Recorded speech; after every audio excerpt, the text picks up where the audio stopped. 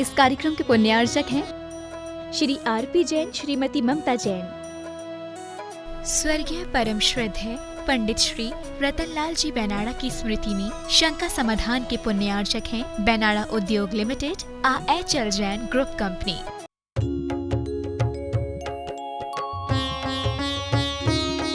शंका समाधान। बोलिए समन संस्कृति उन्नायक प्रातः स्मरणीय संत शिरोमणि परम पूज्य 108 आचार्य गुरुवर विद्यासागर जी महामुनिराज की जय जय जय। बोलिए गुणायतन प्रणीता, शंका समाधान प्रवर्तक, भावना योग प्रवर्तक, प्रखर वक्ता, परम पूज्य 108 मुनिवर्षी प्रमाण सागर जी मुनिराज की जय जय जय। बोलिए परम पूज्य 108 मुनिवर्षी अरह सागर जी मुनिराज की जय जय जय। प्रिय दर्शकों, पारस चैनल, जिनवाणी चैनल एवं प्रमाणिक ऐप के माध्यम से प्रसारित होने वाले आज के शंका समाधान के कार्यक्रम से जुड़े देश एवं विदेश के सभी दर्शकों, श्रोताओं एवं श्रद्धालुओं का धर्म पाहुना समिति कटनी की ओर से हार्दिक हार्दिक अभिनंदन। मैं आपको लिए चलूं शंका समाधान की ओर। इसके पूर्व रोज की तरह हम लोग पूज्य देव के चरण कमलों में त्रिवार सामूहिक नमोस्तु निवेदित करते हुए उनके मंगलमय आशीर्वाद से अपने को अभिषेक करके दार्थ करेंगे। तो चलिए हाथ जोड़िए, मस्तक झुकाइए और बोलिए मेरे साथ, नमोस्तु गुरुदेव, नमोस्तु गुरुदेव, नमोस्तु गुरुदेव। बोलिए मुनिवर्षी प्रमाण सागर जी महाराज की जय। बंधुओं, पूज्य देव की प्रेरणा अनुरूप देवोदय महासंघ भोपाल के लिए आज भी कई स्वीकृतियाँ हमारे पास आई हैं। मैं उनके नाम का उल्लेख कर रहा हूँ। अम्बालाल जैन उदयपुर, इन्होंने 21,000 रुपये की राशि प्रदान की है। श्रीमती प्रेमलता पहाड़िया इंदौर, इन्होंने 17,000 रुपये की राशि प्रदान की है। श्रीमती मीना विपिन कुमार जैन हर्षित इमांग जैन पुष्पांजलि मथुरा, इन्होंने 13,500 रुपये की राशि प्रदान की है।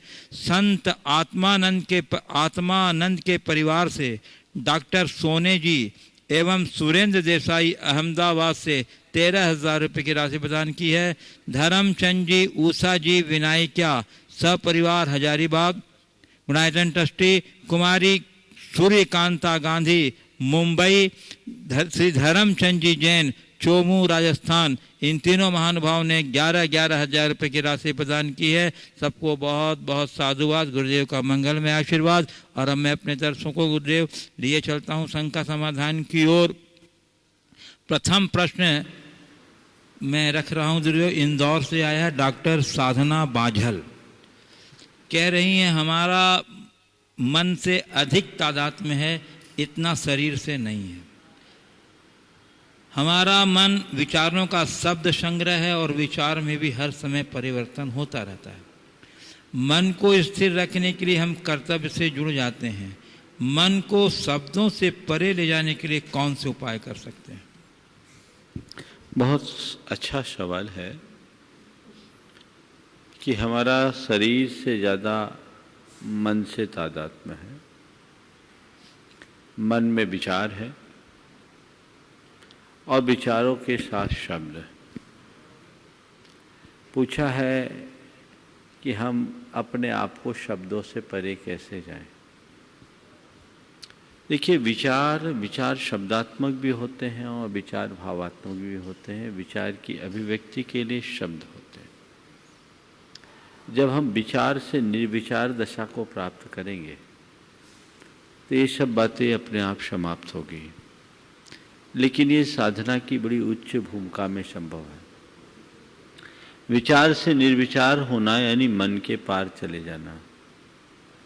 और ये तब संभव होगा जब हमारा चित्त पूरी तरह से चेतना में विलीन हो जाए, जो ध्यान का चरम रूप है।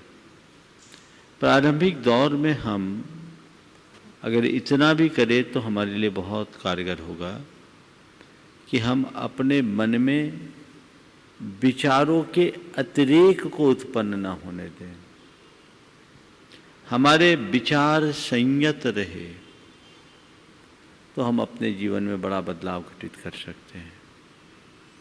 और उसके लिए हमें ध्यान का अभ्यास करना चाहिए।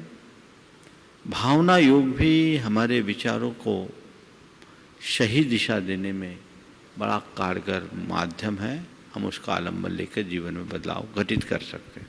पूज्य गुरुदेव, जयपुर राजस्थान से श्री पवन जैन कह रहे हैं, महाराज श्री आत्मा, कर्म और मन, इन तीनों का क्या अलग अलग कार्य है तथा इन तीनों में जीव को सबसे ज़्यादा कौन भटकाता है?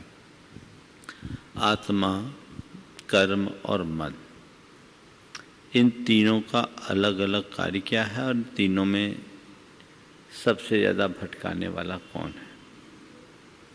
देखिए, आत्मा है और दूसरी ओर कर्म है।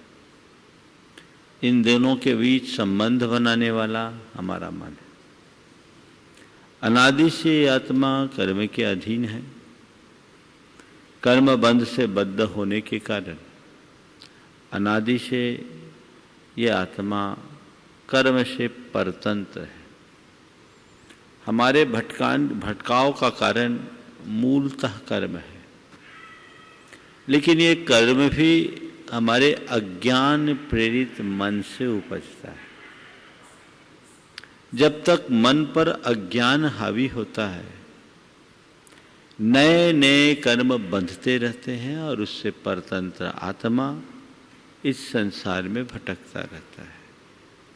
लेकिन जैसे हमें आत्मज्ञान होता है, हमारा मन जब ज्ञान से संस्कारित हो जाता है तो मन अंतर्मुख होता है और वह कर्म की सत्ता का उच्छेद शुरू कर देता है, कर्म की साम्राज्य को उखाड़ फेंकता है। तो मन से ही हम कर्म को बांधते हैं, तो मन से ही कर्म को काटते हैं।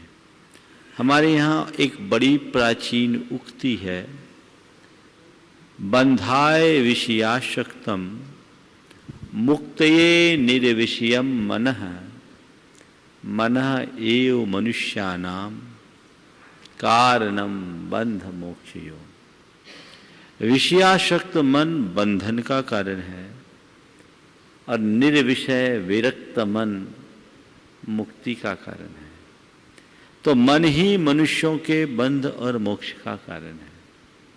इसलिए यदि इन तीनों में आत्मा, कर्म और मन के बीच की बात मुझसे पूछो तो मैं यही कहूँगा कि मन को अगर हमने हाथ में ले लिया, मन पर हमारा नियंत्रण हो गया, तो फिर कर्म अपनी करामात दिखाने में समर्थ नहीं है। और जैसे ही कर्म की लीला समाप्त हुई, आत्मा का शुद्ध स्वरूप स्वतः निखर उठता है। आत्मा मौलिक तत्व है, लेकिन इस आत्मा को भटकाने वाला सबसे बड़ा कारक अज्ञान प्रेरित मन। इसलिए मन को संभाले, और यही वजह है, कहते हैं मनो विजेता जगतो विजेता। जिसने मन को जीत लिया उसने जगत को जीत लिया। एगम जिए जिए सब, जिसने एक को जीत लिया उसने सब को जीत लिया। इसलिए हमारी पूरी कोशिश अपने मन को जीतने की होनी चाहिए, और मन को जीतने के क्रम में सबसे पहली आवश्यकता मन को मोड़ने की है। अपने बहिर्मुखी मन को अंतर्मुखी बनाएं, और जैसे ही मन मुड़ता है मन पर विजय चालू हो जाती है, और जैसे ही हम मन पर विजय पाते हैं जीवन अपने आप सफल हो जाता है। पूज्य गुरुदेव, हजारीबाग झारखंड से श्रीमती हीरा बढ़ जाता कह रही हैं, गुरुदेव हम तो आज तक यही जानते हैं कि पुण्य करो पुण्य हमारे साथ जाएगा, लेकिन महाराज जी मैं पुरुषार्थ सिद्धि उपाय ग्रंथ राज का स्वाध्याय कर रही हूँ। उसमें यह आया कि यहाँ से जाओ तो पुण्य और पाप दोनों से खाली होकर जाओ। तो महाराज जी दोनों से खाली होकर जाने का क्या अभिप्राय है? सुनने में बहुत अच्छा लगता है। मोक्ष में जाने के लिए पुण्य पाप दोनों खाली होगा, लेकिन तुम संसार में रहोगे तो कुछ भी कर लो दोनों से खाली नहीं हो सकते। धर्म क्षेत्र में पाप तो सर्वथा त्याज्य है, पर पुण्य कथनचित उपादेय भी है, ग्रहण करने योग्य भी है। जो लोग ऐसा कहते हैं कि पुण्य पाप सबको खाली करके जाओ, उन लोगों ने जैन आगम के मर्म को ठीक तरीके से नहीं जाना, ऐसा समझना चाहिए। ऐसा मैं क्यों बोल रहा हूँ? ऐसा मैं इसलिए बोल रहा हूँ कि आगम ऐसा कहता ही नहीं। आगम में ये तो बात कही गई है कि पुण्य और पाप की क्रियाओं में जब तक लगे रहोगे तब तक आत्मा में डूब नहीं पाओगे। आत्मा में डूबना है तो पुण्य और पाप की क्रिया से ऊपर उठो। क्रिया चाहे पुण्य की हो या पाप की, क्रिया मात्र क्रिया है, ये प्रवृत्ति है। प्रवृत्ति में आत्मा का आनंद नहीं, आत्मा का आनंद निर्वृत्ति में है, जो क्रियाओं से ऊपर उठने पर होता है। लेकिन आगम में ऐसा कहीं नहीं कहा कि तुम पुण्य को खाली कर दो, पाप को खाली कर दो। अगर जैन कर्म शास्त्र की चर्चा करूं तो जैसे जैसे साधक साधना की ऊंचाई पर जाता है, उसका पुण्य बंध बढ़ता जाता है, पाप घटता जाता है। उत्तरोत्तर गुणस्थानों की विशुद्धि होते होते अनचाहे में पुण्य का बंध होता है और पाप घटता है। और वे बंधे हुए पुण्य को हाथ भी नहीं लगाते, पाप को झड़ाने में पूरी ताकत लगा देते हैं। और ये साधारण साधकों की बात नहीं कर रहा हूं। धवला में एक प्रसंग आया 12वीं पुस्तक में कि पुण्य कर्मों का उत्कृष्ट अनुभाग सत्कर्म 14वें गुणस्थान तक है। वहां पूछा कि ये पुण्य को पहले क्यों नहीं फीका ढीला किया, गलाया क्यों नहीं? केवली भगवान ने समुद्घात किया तो कर्मों की स्थिति को गला लिया, अनुभाग को क्यों नहीं गलाया? एक बात ध्यान रखना,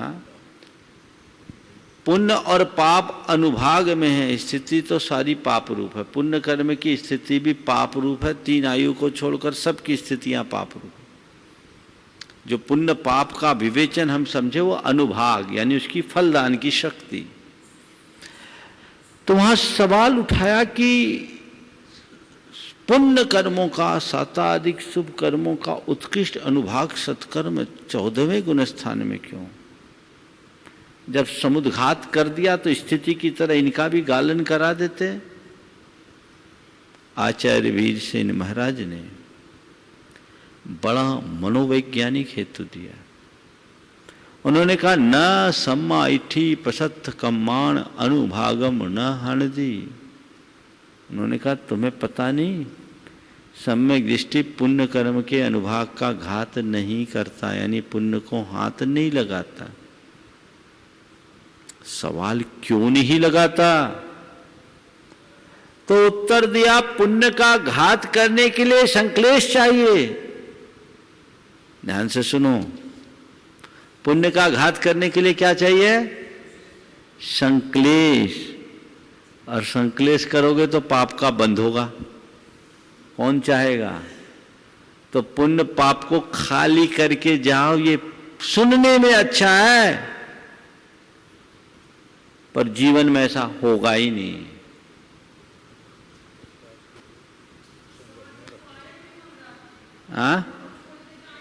सुनो सुनो, जितना बोल रहा हूं उसको, जीवन में ऐसा होगा नहीं, पाप खाली होगा। पुण्य आखिरी में अपने आप छूटता है, छोड़ना नहीं पड़ता। पुण्य की क्रिया से ऊपर उठो, पुण्य के भोग से अलग हो। पर पुण्य के बंध से तुम नहीं बच सकते।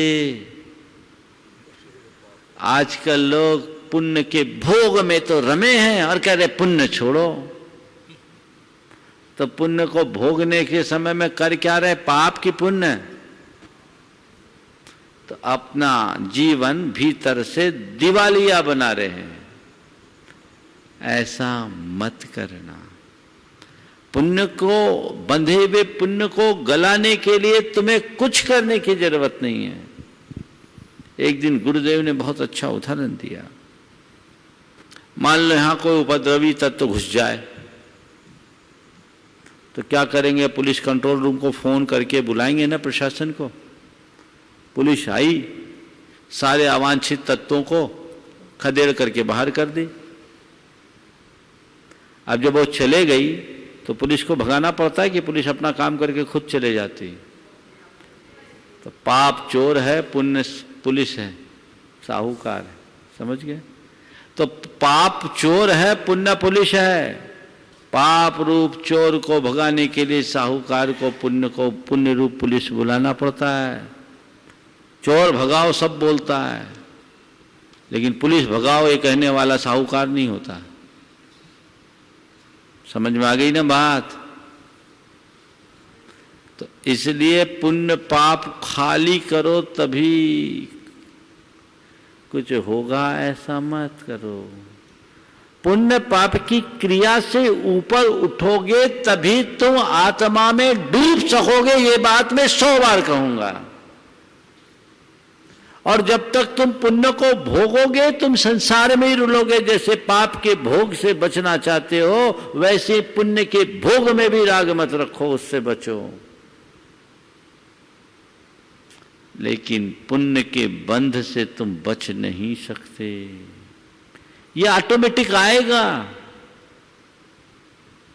12वें 10वें गुण स्थान में जब तक साता वेदनी उच्च गोत और यश कीर्ति, ये 3 प्रकृतियों का जो पुण्य प्रकृति है उत्कृष्ट अनुभाग नहीं बनता, तब तक आज तक किसी को केवल ज्ञान नहीं हुआ।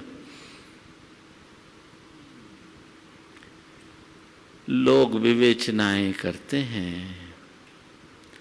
थोड़ा सिद्धांत ग्रंथों का अध्ययन करे तो शायद ऐसी लच्छेदार बातें करने की भूल नहीं होगी। पूज्य गुरुदेव, रीठी कटनी से कुमारी मयूरी अनिल कुमार जैन कह रहे हैं, गुरुदेव दूसरों की नकल और दूसरों को फॉलो करने वाले लोग कभी ये बात एक्सेप्ट क्यों नहीं करते कि हाँ हम नकल और फॉलो करते हैं? क्या ऐसी प्रवृत्ति नेक इंसानियत कहलाएगी? कायदे से अगर कोई नकल करे या फॉलो करे तो उन्हें स्वीकार भी कर लेना चाहिए कि मैं अगर किसी का फॉलो कर रहा हूँ या किसी की नकल कर रहा हूँ, स्वीकार करने में क्या हानि? ये तो एक प्रकार की कृतज्ञता है।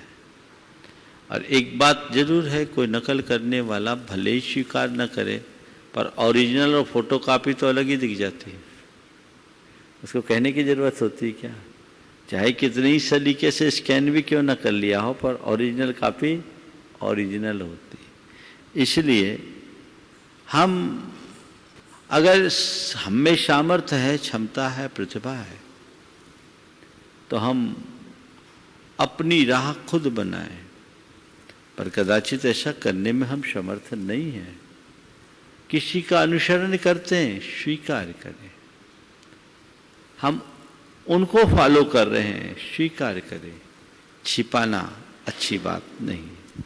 पूज्य गुरुदेव, बड़वानी मध्य प्रदेश से कुमार अर्क अजमेरा कह रहे हैं अपने जन्मदिवस के अवसर पर आशीर्वाद की कामना पूर्वक कि गुरुदेव आज मैं 8 साल का हो गया हूँ। आज तक मेरे पाप पुण्य का अकाउंट मम्मी पापा के पास था, परंतु आज से प्रारंभ होने वाले नए जीवन में यह अकाउंट मुझसे जुड़ जाएगा। तो गुरुदेव अब मेरा जीवन मैं कैसे संवारूं कि मेरा जीवन भी ऊंचा उठे और जैन धर्म का नाम भी ऊंचा उठा सकूं?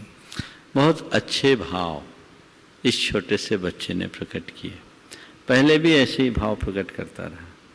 बिल्कुल सही बात है। 8 साल तक अगर बच्चा कुछ भी गलत करता है तो उसके भागीदार उसके माँ बाप को माना जाता है, क्योंकि बच्चा अभी अबूझ है, लेकिन अब 8 वर्ष के हो गए, तुम्हारे भीतर सम्यक दर्शन नहीं, केवल ज्ञान प्रकट करने की भी क्षमता प्रकट हो गई, उम्र आ गई।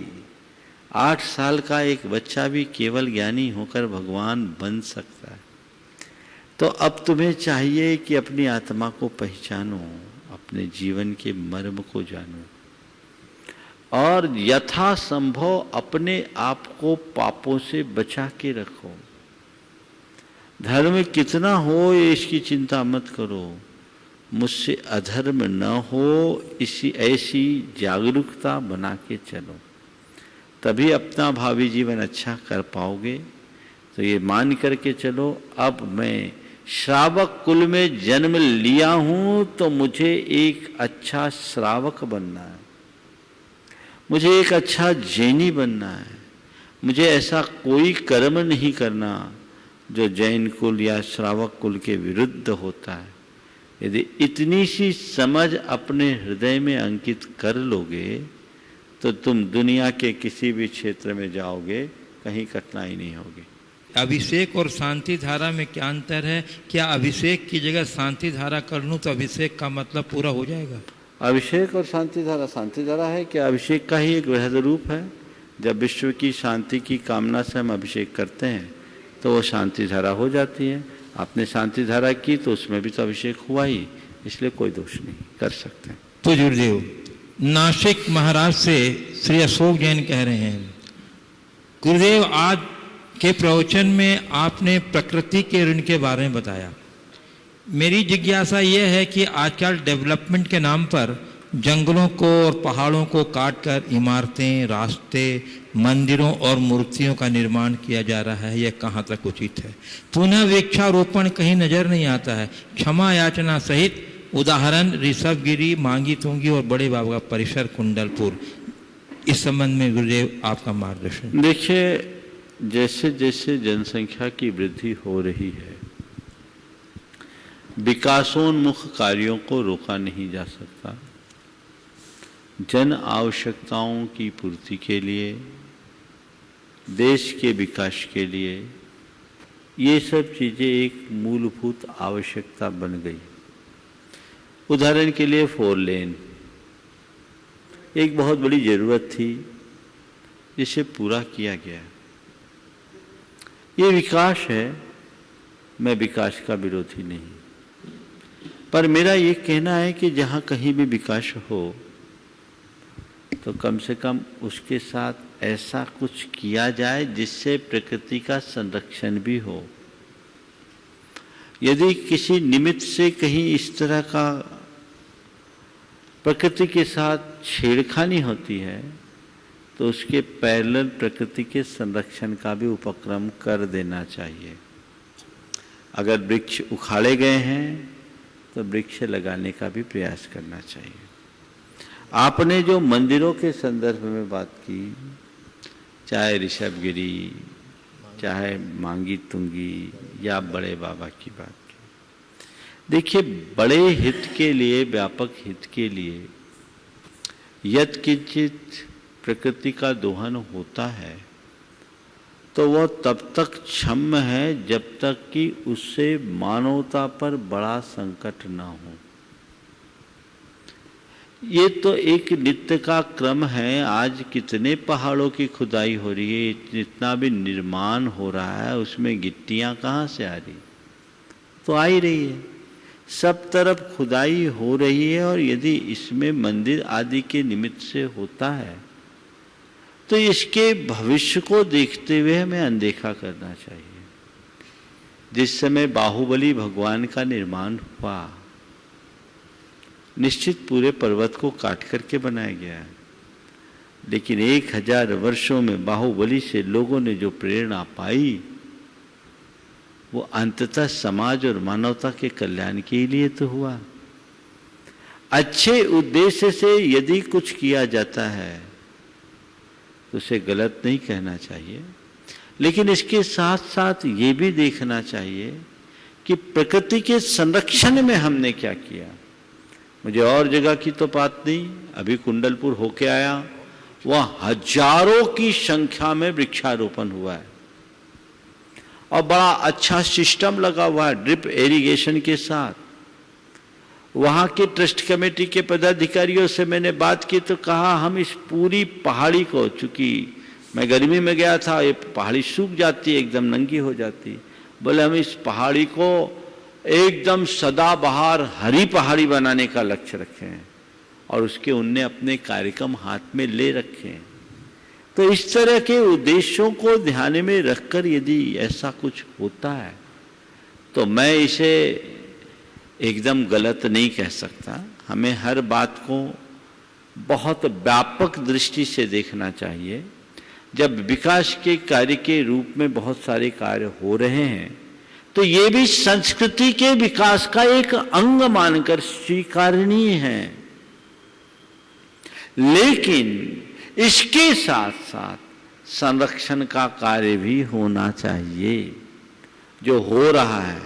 और मुझे जहाँ तक स्मरण है या जहाँ तक जानकारी है, जैन समाज प्रायः ऐसा कार्य बहुत आगे होकर करती है और करना भी चाहिए। इसके लिए तत्परता रखिए तो प्रकृति के संरक्षण की जरूरत तो है ही, हमें हर प्राकृतिक संसाधन का संरक्षण करना अपेक्षित है। पूज्य गुरुदेव, मदनगंज किशनगढ़ अजमेर राजस्थान से गुणायतन ट्रस्टी श्रीमती उगमलता गंगवाल कह रही हैं गुरुदेव कि संदेह मुसीबत के पहाड़ों का निर्माण करता है और विश्वास पहाड़ों में से भी रास्तों का निर्माण करता है। गुरुदेव, संदेह करना छूटता नहीं और विश्वास होता नहीं, तो ऐसा क्या करें कि संदेह पैदा ही न हो? कृपया समाधान करें। संदेह मुसीबतों का पहाड़ खड़ा करता है और विश्वास पहाड़ों में भी रास्ता निर्माण कर देता है। संदेह के कारण विश्वास होता नहीं और संदेह ऐसा है कि विश्वास होने देता नहीं, है ना? क्या पूछा है? ऐसा क्या करें कि संदेह पैदा ही ना हो? संदेह पैदा ही ना। देखिए, सबसे पहले ये जानना जरूरी कि संदेह को जन्म कौन देता है। हमारे मन में जब भी संदेह उत्पन्न होता है तो इस संदेह का जन्मदाता आखिरकार कौन है? कभी सोचा? बुद्धि संदेह उत्पन्न करती है। बुद्धि के विभ्रम में जब कभी हम फंसते हैं, मन में संदेह उत्पन्न होता है, शंका प्रकट होती है। अगर हमने अपनी बुद्धि को साथ लिया, भावना प्रकट होगी, श्रद्धा का ज्वार फूटेगा, श्रद्धा की निर्झरणी बहेगी। तो बुद्धिवाद से अपने आप को बचाइए। शुष्क तर्कों के जाल में उलझ के रहने वाला मनुष्य अपने जीवन में कुछ भी नहीं कर सकता। इस शुष्क तर्कवाद से मुक्त होकर यदि हम भावना के स्तर पर जीना शुरू करते हैं तो हमारे मन का संशय दूर होता है और उसका स्थान श्रद्धा लेती है। पूज्य गुरुदेव, इंदौर मध्य प्रदेश से श्री महेंद्र जैन पत्रकार कह रहे हैं, गुरुदेव, किसी ने कहा कि शस्त्र नहीं उठाएं तो राष्ट्र खो दोगे और यदि शास्त्र नहीं पढ़ें तो संस्कृति खो दोगे। महाराज जी, एक अहिंसक धर्म और समाज के लोग इन दायित्वों को कैसे पूरा कर सकते हैं? बहुत अच्छा वाक्य है। शस्त्र न उठाओ तो राष्ट्र खो दोगे और शास्त्र न उठाओ तो संस्कृति खो देंगे। एक अहिंसक धर्म और समाज के लोग इन दायित्वों को कैसे पूरा कर सकते हैं? देखिए, अहिंसक होने का मतलब ये नहीं है कि आप कायर बन करके बैठ जाएं। मैंने अनेक बार इस विषय में बात की है कि गृहस्थों की अहिंसा एक सीमा तक ही पलती है।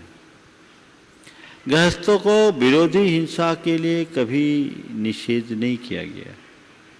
विरोधी हिंसा आप सबके लिए अपरित्याज्य है। अपने परिवार, कुटुंब, समाज, राष्ट्र और संस्कृति के अस्तित्व और अस्मिता पर कभी कोई संकट आकर खड़ा हो, कोई आक्रमण करे तो उनका प्रतिकार करना एक गृहस्थ का धर्म है। उसके बिना वो रक्षा नहीं कर सकता। तो उस घड़ी अगर वो शस्त्र उठाता है तो शास्त्र इसकी आज्ञा देते हैं।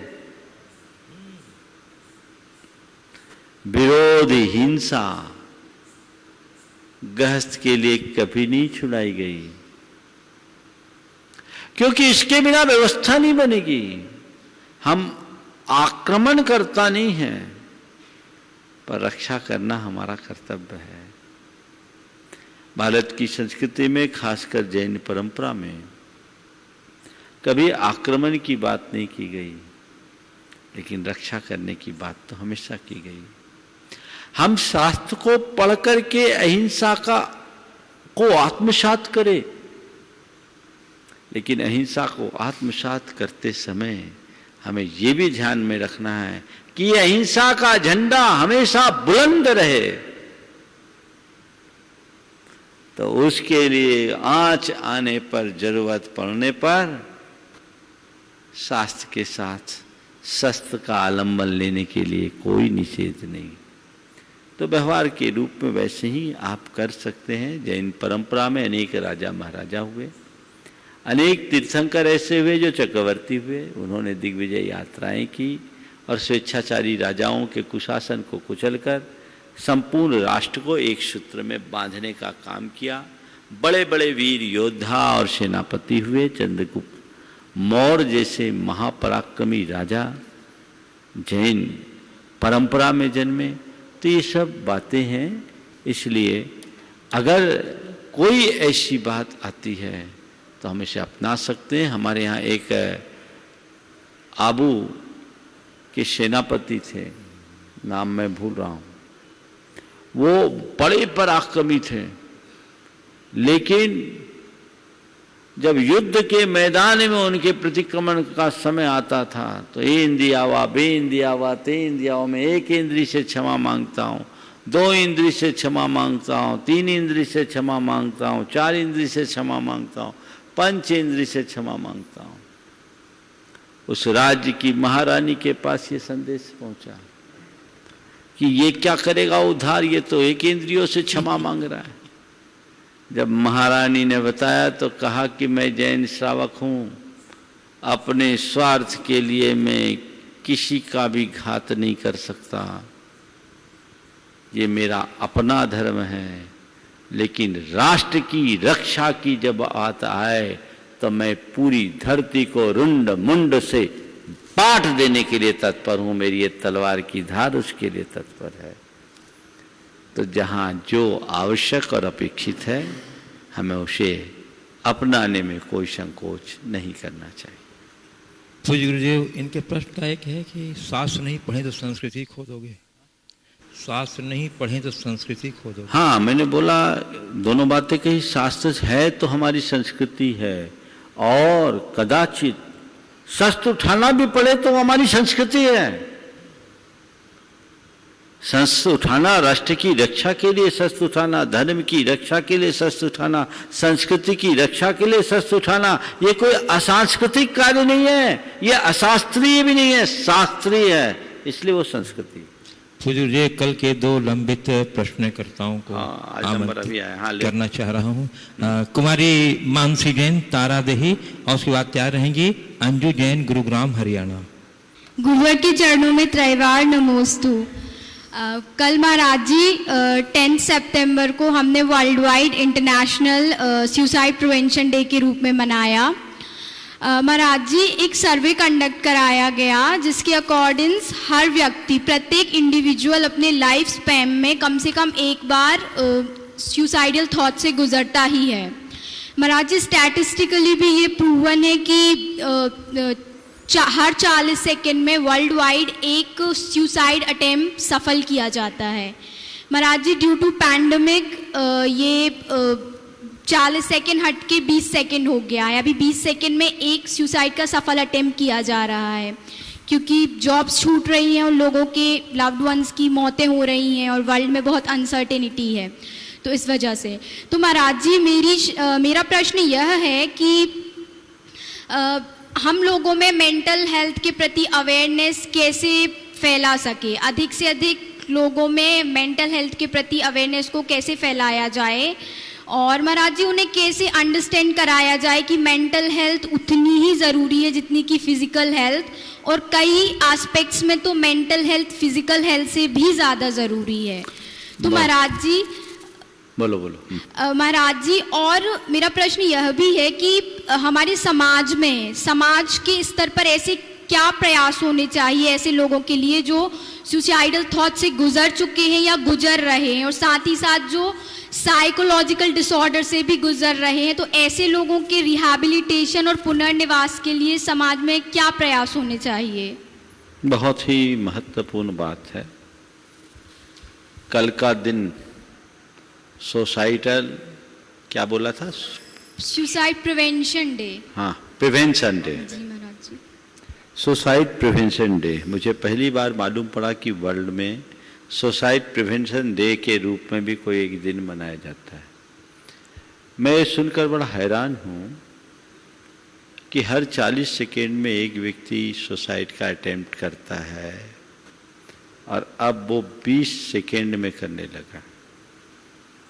मैंने ये भी अभी सुना, जिससे मुझे बड़ा आश्चर्य हुआ, कि हर व्यक्ति अपने जीवन में एक न एक बार सुसाइड का मन जरूर बनाता है। जी महाराज जी। ये बड़ा गंभीर और चिंतनीय है। निश्चित ये जो कुछ भी है इनका अपना एक विश्लेषण होगा, सर्वे होगा, स्टैटिस्टिकल सर्वे होगा, उस आधार पर ये बातें की गई है। हमें इसकी तह में जाना होगा। सबसे पहला काम, ये सुसाइड हो क्यों रहा है, इसकी जड़ में जब तक हम नहीं जाएंगे तब तक इससे हम बच नहीं पाएंगे। देखने में ये आ रहा है कि अब बच्चे से लेकर बूढ़े तक हर वर्ग के लोग सुसाइड का अटेम्प्ट करते हैं। अभी 5-7 दिन पहले एक सूचना मुझे मिली, एक 13 साल के बच्चे ने सुसाइड कर लिया। इसकी जड़ क्या है? इसकी जड़ में मुझे कुछ खास बातें दिखती है जिसे हम सबको मिल बैठ करके दूर करना बहुत जरूरी है। सबसे पहली बात तो यह है कि जरूरत से ज़्यादा महत्वाकांक्षा, लोग बड़े एम्बिशियस होते जा रहे हैं। दूसरा, एक्सपेक्टेशंस बहुत ज़्यादा बढ़ रहे हैं। एम्बिशियस होना, एक्सपेक्टेशंस बहुत ज़्यादा होना, इगोइस्ट नेचर होना और इम्पेशेंस होना,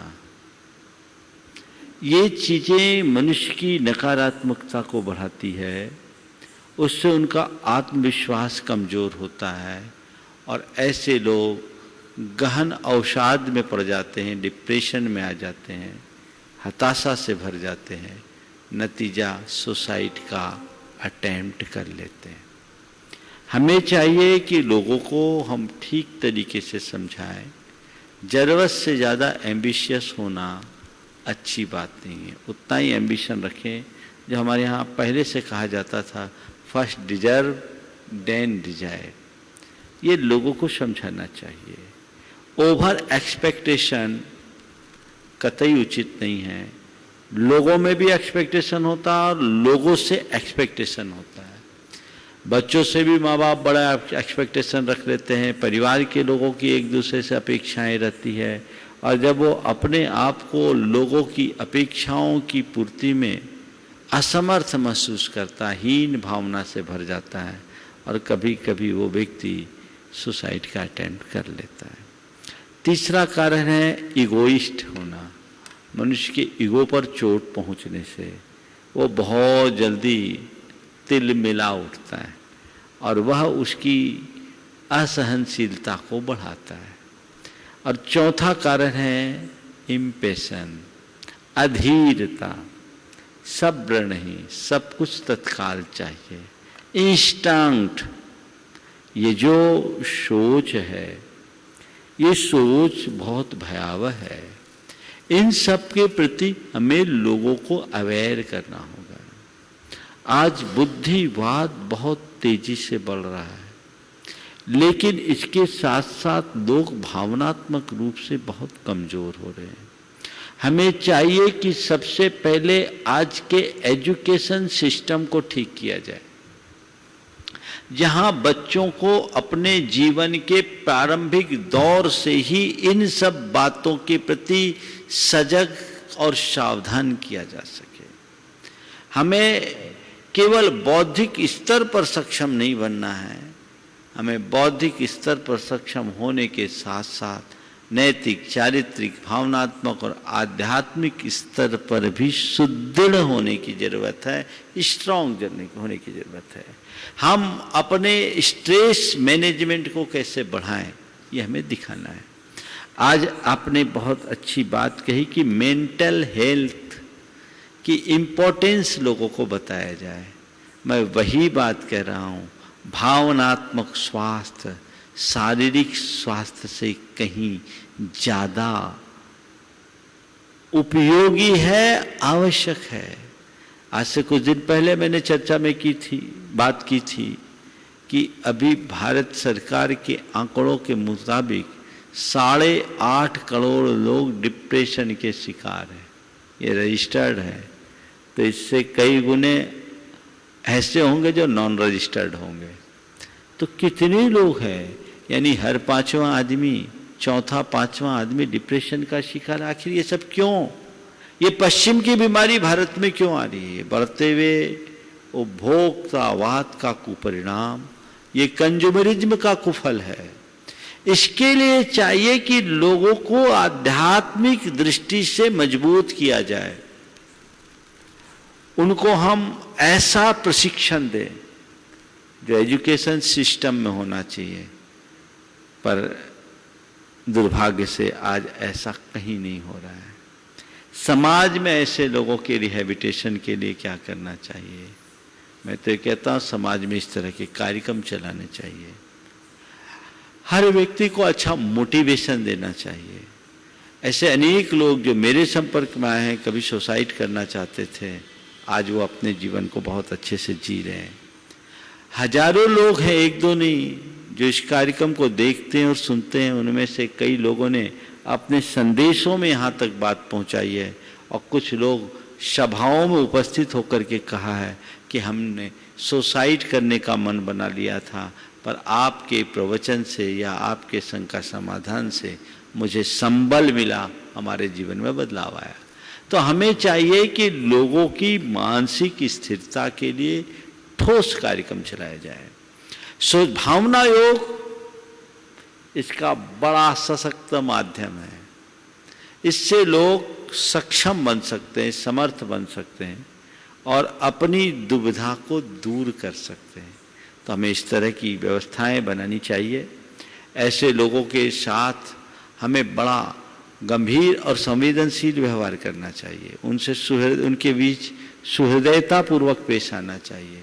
प्राय देखने में आता है कि अगर कोई व्यक्ति डिप्रेशन में है तो दूसरे लोग उसको नेग्लेक्ट करते हैं, उसे अवॉइड करते हैं, या फिर उसकी खिल्ली उड़ाते हैं, उसकी उपेक्षा करते हैं। अरे ये तो डिप्रेशन में है, तो उसके सामने बोलते हैं डिप्रेशन में।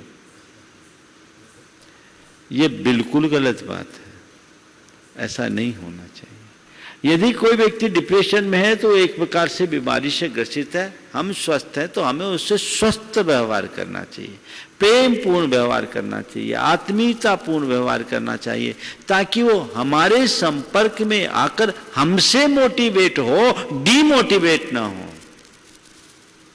तो मैं आप सबसे एक सलाह देता हूं, कोई भी व्यक्ति डिप्रेशन में हो तो आप कम से कम इतना नियम लीजिए कि उसके सामने ये डिप्रेशन में मत बोलिए। मेरे पास बहुत सारे लोग आते हैं, महाराज ये डिप्रेशन में, मुझे बड़ा अच्छा नहीं लगता।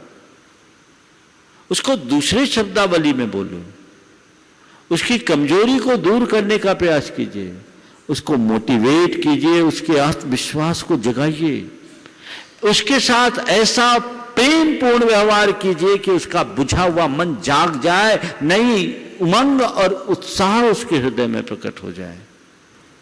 ऐसा व्यवहार यदि करने लगे तो बहुत बड़ा बदलाव घटित हो सकता है और इसकी बड़ी आवश्यकता है।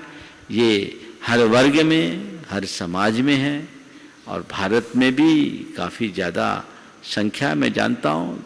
जो 20 सेकेंड और 40 सेकेंड की बात कही है, हालांकि भारत में उतने ज़्यादा सुसाइडल अटेम्प्ट्स अभी नहीं है दुनिया के अन्य देशों की तुलना में, पर जिस तरीके से अभी की स्थितियाँ डेवलप हो रही है उसको देखकर लगता है कि कल इससे भी बदतर स्थिति ना बन जाए। इसलिए हमें इन सब बातों को बहुत ध्यान में रखना चाहिए और इस तरह के कृत्यों से बचने का भरपूर प्रयास करना चाहिए। नमोस्तु गुरुदेव। Anju Jain, graduate trustee, Gurugram, Haryana.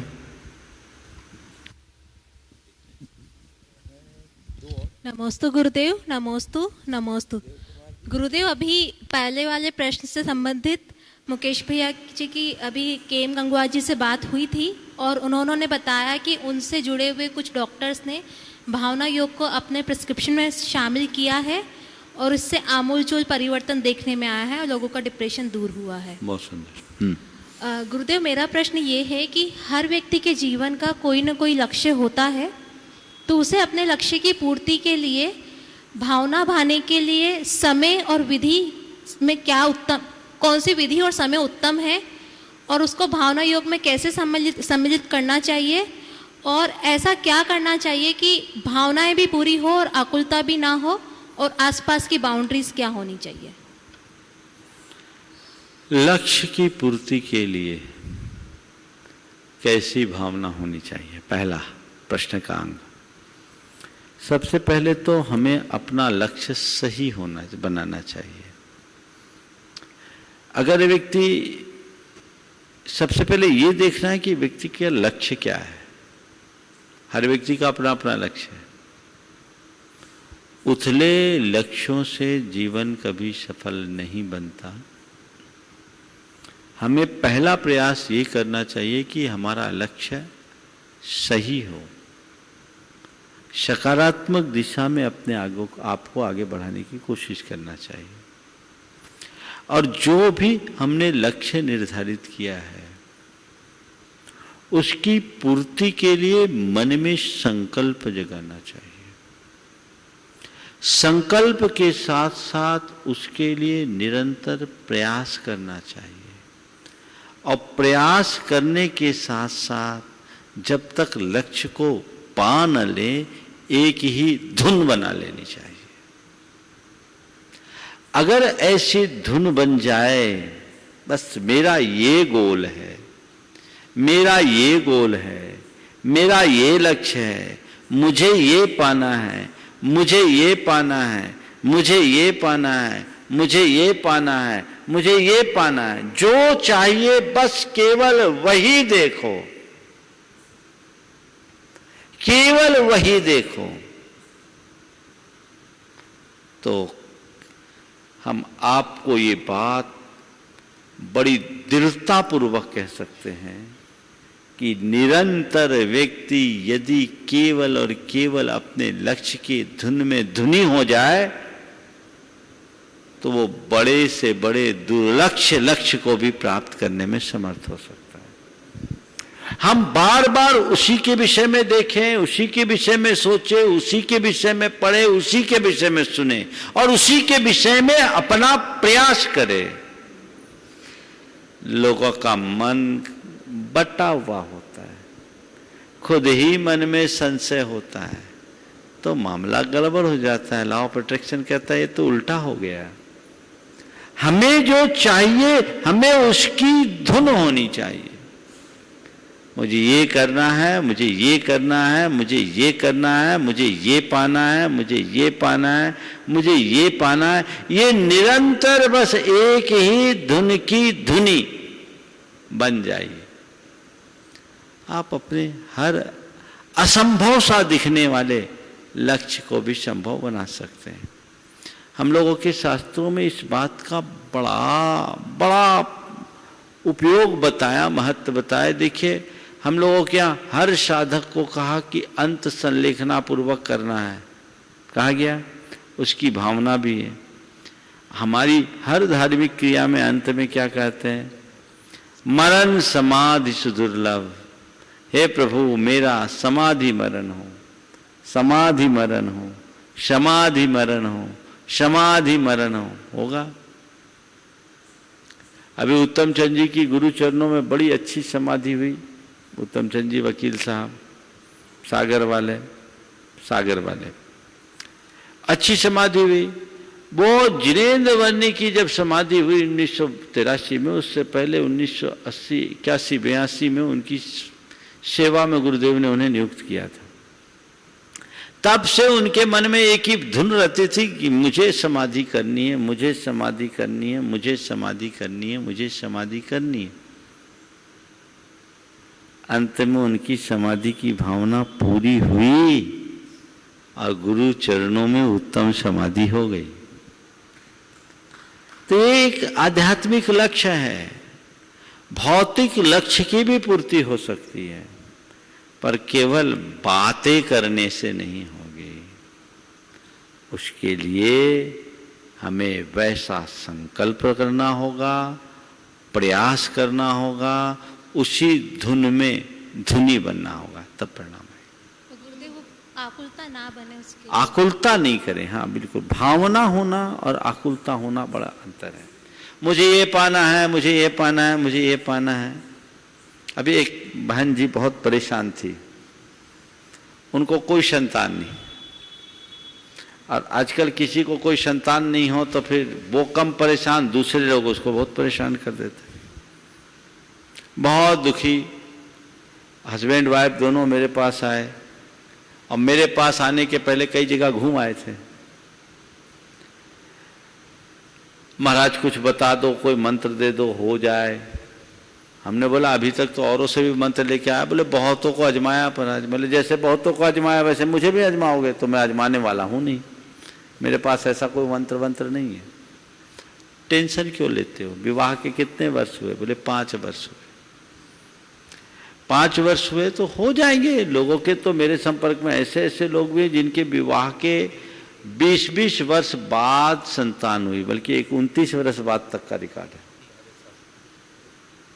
हुए, जब होना होगा हो जाएगा। तुम्हारा संतान का सुख लिखा होगा तो होगा, नहीं होगा तो नहीं होगा, दूसरे को संतान बना लेना।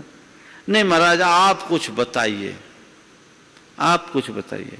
बोले बस ठीक है, तुम एक भावना भाव कि मैं मां बनने वाली हूं, मैं मां बनने वाली हूं, मैं मां बनने वाली हूं। अब वो मां बनने वाली हूं, मां बनने वाली हूं सुन तो लिया उनने। 6 महीने बाद आई कि कुछ हुआ ही नहीं महाराज। हम बोले भैया होगा भी नहीं। बोले तुम्हें कुछ नहीं होगा। क्यों महाराज जी कुछ नहीं हुआ? हमने तुम्हारे मन में भरोसा ही नहीं, मां बनने वाली हो नहीं, भावना कम भा रही हो, आकुलता ज्यादा कर रही हो, तो क्या होगा?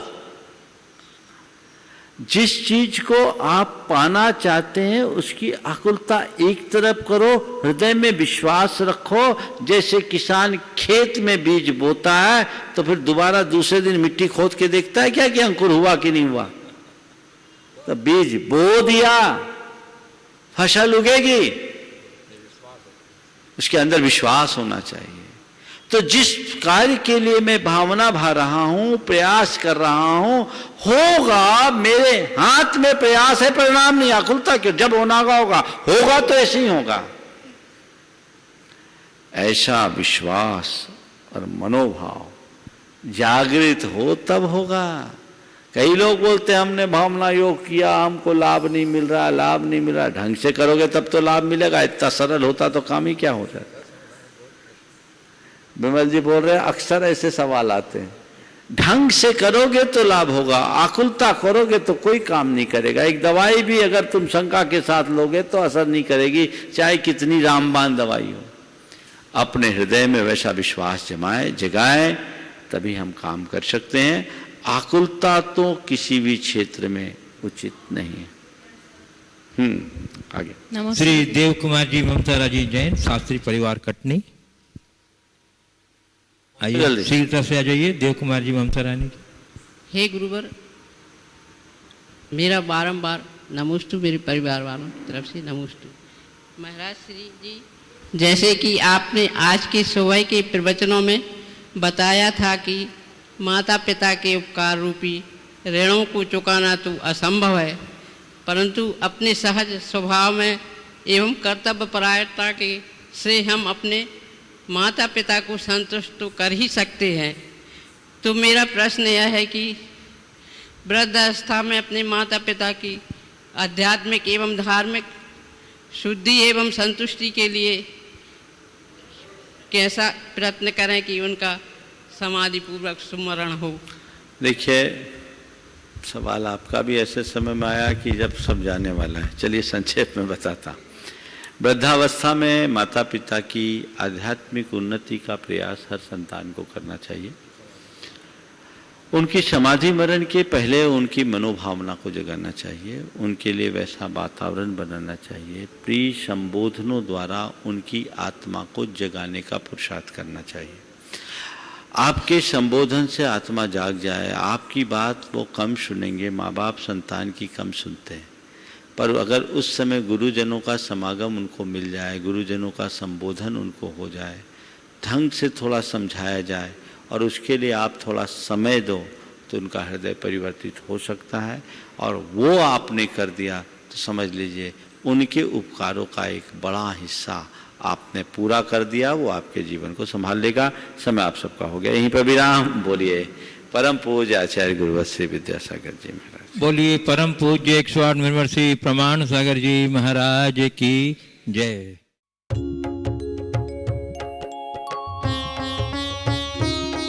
शंका समाधान। इस कार्यक्रम के पुण्यार्चक थे श्री आरपी जैन, श्रीमती ममता जैन। स्वर्गीय परम श्रद्धेय पंडित श्री रतनलाल जी बेनाड़ा की स्मृति में शंका समाधान के पुण्यार्चक हैं बेनाड़ा उद्योग limited, R H L Jain group company.